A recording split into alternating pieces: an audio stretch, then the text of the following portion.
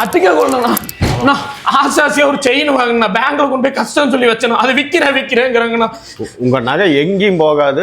எங்க இருந்தாலும் நாங்க கொண்டு வந்து உங்களுக்கு நல்ல விலைக்கு வச்சுக்கிறோம், வச்சு வித்து தரோம். நீங்க உங்களுக்கு பண கஷ்டமா இருக்கீங்க, உங்க கையில நகை இருக்கு, ஆனா மத்த இடத்துக்கு போனா உங்களுக்கு இந்த செய்கூலி சேதாரம் அது இது லொட்டு லொசுக்குன்னு சொல்லி உங்களுக்கு பணத்தை கம்மி பண்ண பாக்குறாங்க அப்படின்னா நீங்க இவங்கள்ட்ட வந்தா போதுங்க. மார்க்கெட் ரேட்ல உங்களோட கோல்டு என்ன பிரைஸுக்கு இருக்கோ அந்த பிரைஸுக்கு எந்த ஒரு செலவும் இல்லாம எந்த ஒரு வேஸ்டேஜும் கழிக்காம இவங்க கேஷ் கொடுத்துட்டு இருக்காங்க.